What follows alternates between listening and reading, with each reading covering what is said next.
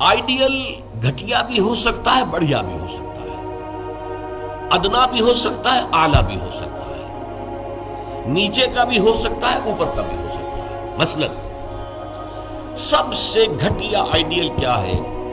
اپنی ذات، اپنا مفاد، اپنا علوف۔ گویا کہ اس کا آئیڈیل اپنی ذات ہے، ذات کے لیے زیادہ سے زیادہ دولت، ذات کے لیے زیادہ سے زیادہ عزت، ذات کے لیے زیادہ سے زیادہ اقتدار، یہ حاصل کرنا، یہ بھی ایک مقصد ہے، یہ بھی ایک نصب ہے۔ یہ گویا کہ انسان اپنی شخصیت کے گرد گھوم رہا ہے، شخصیت کے گرد گھوم رہا ہے۔ نتیجہ کیا نکلے گا؟ یہ انسان کیا ہوگا؟ جھوٹا ہوگا، دغا باز ہوگا، دھوکہ دے گا، بائی ہک اور بائی کروک یہ چیزیں حاصل کرنے کی کوشش کرے گا۔ مقصد ہے دنیا میں سربلندی، جیسے کہ سورہ قصص کے آخر میں کہا گیا، لا یریدون علوا فی الارض ولا فسادا۔ یہ زمین میں بلندی حاصل کرنا، اس سے تو فساد پیدا ہوتا ہے۔ وہ کیوں اونچا ہے، میں کیوں نہ اونچا ہو جاؤں؟ تو اپنی حریم ذات ہی کے گرد جو ہے وہ چکر لگا رہا ہے۔ تو ظاہر بات ہے کہ جو اس آئیڈیل پر ہے وہ اخلاقی اعتبار سے انتہائی گھٹیا ہوگا، اس لیے کہ قرآن کہتا ہے ان النفس لامارۃ بالسوء، نفس جو ہے وہ تو برائی ہی کا حکم دیتا ہے۔ دولت مطلوب بن گئی، مقصود بن گئی، تو بائی حق اور بائی کرک، بائی حلال اور بائی حرام، بائی جائز اور بائی ناجائز، اس لیے کہ مقصود ہے۔ لہذا گھٹیا ترین آئیڈیل ہے انسان کا اپنا نفس، گھٹیا ترین، اور اس سے پست ترین اخلاق، رذائل اخلاق اس سے وجود میں آئے گا۔ اس سے ذرا بلند تر سطح پر، جسے ہم کہتے ہیں قوم پرستی، وطن پرستی۔ If a person is a really nationalist person، اب نیشن، آج کل تو آپ کو معلوم ہے نیشن سٹیٹس کا تصور ہے، وطن بھی نیشن کی اور بنیاد پر بنتا ہے۔ تو نیشنلزم، قوم پرست، پہلا آدمی کون تھا؟ خود پرست، وہ پرستش کر رہا تھا اپنی، خود پرست، سیلف سینٹرڈ، اس کا مطلوب و مقصود اپنی بلندی، اپنی دولت۔ لیکن یہاں اس سے ذرا بلندتر ہو گیا معاملہ، میں اپنی قوم کے لیے محنت کروں گا، قوم کی سربلندی کے لیے، قوم کی آزادی کے لیے، قوم کی عزت کو برقرار رکھنے کے لیے، اپنے وطن کے لیے کٹ بھروں گا، اپنے وطن کی آزادی کے لیے قربانیاں دوں گا۔ ایک بہتر کردار وجود میں آئے گا کہ نہیں؟ یہ شخص جو ہے اپنی قوم سے کبھی جھوٹ نہیں بولے گا، باقی دنیا سے بولے گا۔ آپ کو معلوم ہونا چاہیے ویسٹرن مورالٹی کیا ہے۔ اپنے ہاں وہ ایک بلی کے اوپر بھی ظلم ہوتا نہیں دیکھ سکتے، کسی کتے کے اوپر ظلم ہوتا نہیں دیکھ سکتے، لیکن دوسری قوموں کو ہلاک کرتے ہیں، اور وہ سمجھتے ہیں کہ ویپنز آف ماس ڈسٹرکشن ہمارا حق ہے، ہمارے پاس تو ہے، کسی اور کو نہیں انصیب کرنے دیں گے۔ یہ مورالٹی ہوتی ہے، وہ اپنی قوم کے لیے ہے، کوئی جھوٹ نہیں بولے گا، دھوکہ نہیں دے گا، غداری نہیں کرے گا، اپنی قوم، اپنے وطن سے سچے ہیں۔ لیکن اس کے باہر نہ ان کی محبت ہے، وہ اپنے ہاں تو کہیں گے love thy neighbour as thyself, لیکن بقیہ قوموں کے ساتھ ان سے بڑا ظالم کوئی نہیں۔ انٹرنیشنل لیول پر آ کر ان سے بڑا جھوٹا، ان سے زیادہ فریبی، ان سے زیادہ دغاباز، ان سے زیادہ دھوکے دینے والا کوئی نہیں۔ لیکن پھر بھی کم سے کم اس شخص سے تو بہتر ہوا جو شخص اپنی ذات ہی کے اوپر سینٹرڈ ہے، خود پرست ہے، نفس پرست ہے۔ اس سے یقیناً ایک بلند تر آئیڈیل ہے وطن پرستی، قوم پرستی۔ یہ قوم پرستی اگر ہے تو ایسا تو نہیں ہوگا کہ قوم کے لیے ہتھیار خریدنے گئے تھے تو زبردست رشوت لے کر گھٹیا ہتھیار خرید لیے، یہ نہیں کرے گا وہ۔ ہمارے ہاں یہ بھی ہوتا ہے، اس لیے کہ ہمارے ہاں قوم پرستی ہے ہی نہیں، وطن پرستی ہے ہی نہیں۔ اس حوالے سے اب حالانکہ آپ کو معلوم ہے کہ ہتھیار جو ہے زندگی اور موت کا مسئلہ ہے، جب جنگ ہو رہی ہے اور کریٹ کھولا گیا، معلوم ہوا یہ تو استعمال کے قابل ہی نہیں ہے یہ ہتھیار جو ہے، کیا ہوگا اس وقت؟ عین موقع پر محاذ میں وہ کھولا گیا ہے باکس، اور معلوم ہوا کہ یہاں تو کچھ اور رکھا ہوا ہے۔ لیکن لوگ ہیں جو رشوتوں کے لیے، کک بیکس کے لیے، جو بھی وہ ان کے کمیشنز ہیں، گھٹیا مان لیتے ہیں، دومی مال جسے آپ کہتے ہیں۔ تو وطن پرستی یا قوم پرستی ایک نسبتاً ہائر آئیڈیل ہے، اس سے اوپر ایک اور ہے۔ یہ جو حضرات تھوڑا بہت بھی فلسفے سے شغف رکھتے ہیں ان کو معلوم ہے ہیومنزم، انسان دوستی، یہ جیسے ٹالسٹائے تھا، بہت بڑا ادیب تھا روس کا، وہ ہیومنزم کا قائل تھا. انسان سے دوستی ہونی چاہیے، انسان محبوب ہونا چاہیے، تمام انسان سے محبت کریں. ہیومن بینگ ایز ہیومنس، چھوڑ دیں کہ وہ ہمارے ملک کا رہنے والا ہے یا نہیں، یہ ہیومن بینگ ہے. بھول جائیں اس کو کہ وہ ہماری قوم سے اور نسل سے ہے یا نہیں، یہ ہیومن بینگ، ہیومنزم یہ ہائیسٹ فلاسفی ہے. لیکن آپ جو سوچ لیجئے کہ اول تو یہ کہ اس تک پہنچنا بڑا مشکل ہے، اپنی قومیتوں کے حدود سے، وطنیتوں کے حدود سے، اپنے ذاتی مقاصد اور ذاتی جو بھی مفادات ہیں ان سے بلندتر ہو کر واقعتاً ہیومنسٹ ہونا آسان کام نہیں ہے.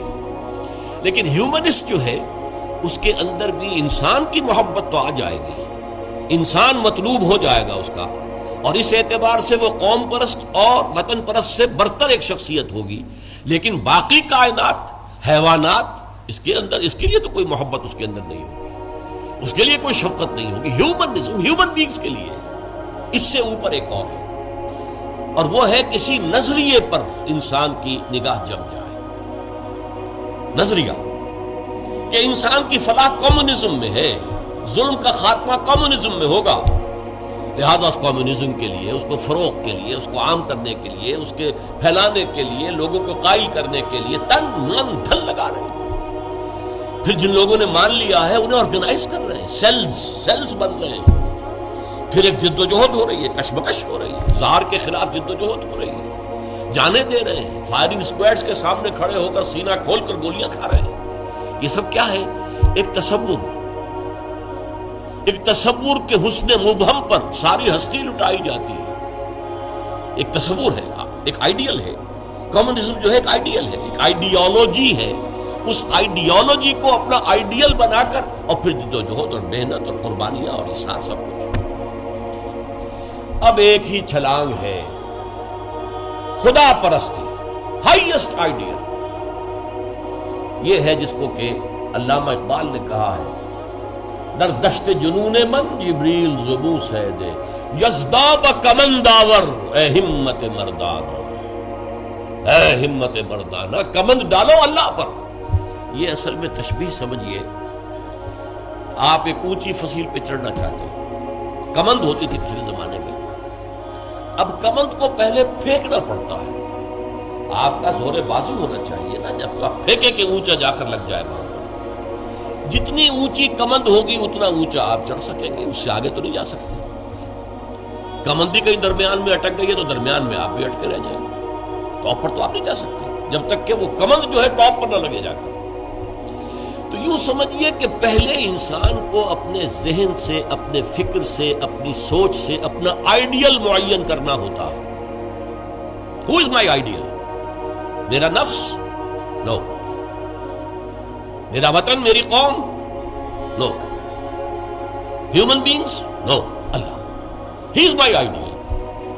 اس کی محبت، اس کے ساتھ خلوص و اخلاص، اس کے لیے جد و جہد. اب آپ دیکھیے، کمیونسٹ کے لیے محبت ہوگی، مزدور کے لیے محبت ہوگی اس کے اندر، سرمایہ دار کے لیے نہیں ہوگی. سرمایہ دار تو دشمن ہے، اس کا تو پیٹ پھاڑیں گے ہم. لہٰذا وہ محبت اس کی پوری یونیورسل نہیں ہو سکتی. اللہ کو جس نے آئیڈیل بنا لیا، اللہ منزل ماں کبریاست، میری منزل، میرا آئیڈیل، میرا مقصود، میرا مطلوب، میرا محبوب حقیقی اللہ ہے. یہ ہے ہائیسٹ آئیڈیل. اور جو شخص اللہ کو اپنا آئیڈیل بنا لے، اپنا مقصود بنا لے، اپنا مطلوب بنا لے، اپنا محبوب بنا لے، وہ در حقیقت بلند ترین کردار ہوگا. اور اس کی مکمل مثال محمد الرسول اللہ صلی اللہ علیہ وسلم کی شخصیت. محبوب حقیقی اللہ کے سوا کوئی نہ ہے. نصب العین وہی ہوتا ہے جہاں پہ نگاہ جمی ہوئی ہے.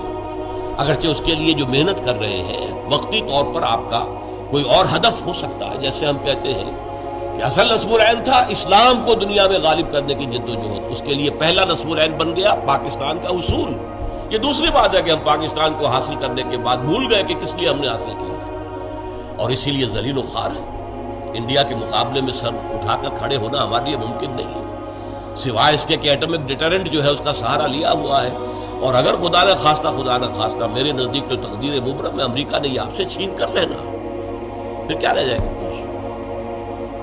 اس حوالے سے سمجھیے، اسی لیے علامہ اقبال نے دیکھیے کہ وطن کو بھی خدا قرار دیا، وطن پرستی، نفس پرستی، وطن پرستی، قوم پرستی، انسانیت پرستی، نظریہ پرستی اور خدا پرستی، یہ ٹاپ پر ہے منزل ماں کبریاست، در دشت جنون من جبریل زبوں سیدے یزداد کمند آور، اے ہمت مردانہ اپنے کمند اتنی اونچی ڈالو کہ اللہ کی ذات پر جائے، پھر اللہ کی ذات، پھر اس کمند کے ذریعے سے سیر اللہ، تقرب اللہ، رفتہ رفتہ اللہ سے قریب تر ہوتے چلے جاؤ۔ جیسے کہ آپ کو معلوم ہے، اگرچہ وہ آیت سجدہ ہے، جا کر ایک سجدہ کر لیجئے گا، جو سورۃ العلق جو ہے وہ ختم ہوتی ہے فَاسْجُدْ وَاقْتَرِبْ، بس سجدہ کرو اور قریب ہو جاؤ۔ یہ سجدہ کرنا اللہ سے قرب کا ذریعہ ہے، وَاقْتَرِبْ، قریب ہو جاؤ۔ اس لیے حضور نے فرمایا ہے ان اقرب ما یکون العبد الی اللہ فی السجود، انسان جو اپنے رب سے قریب ترین ہوتا ہے وہ سجدے کی حالت میں ہوتا ہے۔ اپنی انا ختم کر دی، اپنی انا مٹی میں ملا دی، پیشانی اللہ کے سامنے خاک پر رکھ دی، بس یہ گویا کہ جو یہ انا ہی جو ہے ہماری، یہی تو ہے در حقیقت جو ہمارے درمیان اور اللہ کے درمیان حائل ہے۔ اس انانیت کا امکان ختم ہوا تو پھر اللہ کے ساتھ ہمارا بہت قرب ہوا۔ یہ ہے ضعف الطالب والمطلوب، گھٹیا آدرش ہوگا تو گھٹیا ہی شخصیت وجود میں آئے گی، اگر اعلیٰ آدرش ہوگا تو بلندتر شخصیت وجود میں آئے گی۔ آدرش نصب العین، مقصود، مطلوب، محبوب حقیقی اپنا نفس بھی ہو سکتا ہے، اپنی ذات بھی ہو سکتا ہے۔